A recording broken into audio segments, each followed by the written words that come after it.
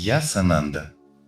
Я прихожу в это время, чтобы быть с вами, продолжать делиться, продолжать передавать послания.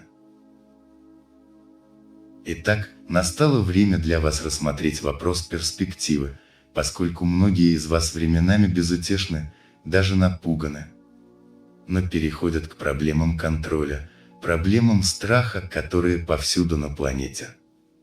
Поскольку силы тьмы продолжают держаться или пытаются удержать этот контроль и пытаться продолжать сеять страх. Иногда мы действительно поддаемся этому, даже на мгновение. Затем, как только этот момент проходит, ваша проницательность срабатывает, и вы снова осознаете, и вы снова чувствуете эти более высокие вибрации. Тогда страх рассеивается, его больше нельзя контролировать. Теперь подумайте о перспективе. И как этот короткий промежуток времени соотносится с общей картиной. Сравнивается с тем, как долго вы все занимаетесь этим, забывая на мгновение, что вы все делали это раньше как разрушители системы, как мы вас называли. Забудьте об этом на мгновение и просто вспомните о том, что было до того, как вы пришли в эту эволюцию здесь, на Земле. И о великом конклаве, который произошел, когда все вы были призваны. Ты сам вызвался прийти сюда. Вы слышали это много раз раньше. Но перспектива. Тысячи и тысячи лет назад, давным-давно, и да, в далекой-далекой галактике вы начали это путешествие. И ты приходил из жизни в жизнь, из жизни в жизнь, временами обнаруживая себя глубоко во тьме, лишенном света.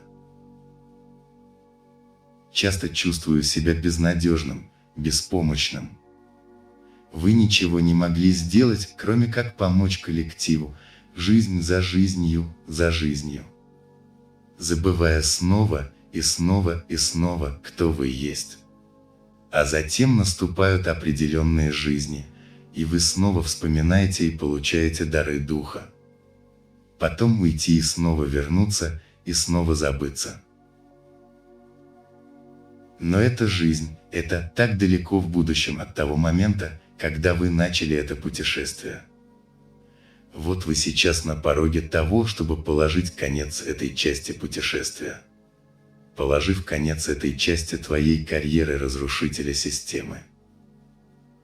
Да, я намеренно использовал этот термин «карьера». Потому что, если подумать об этом в более широкой перспективе, это ваша карьера. Не работа, а карьера. То, чем вы занимаетесь уже долгое время.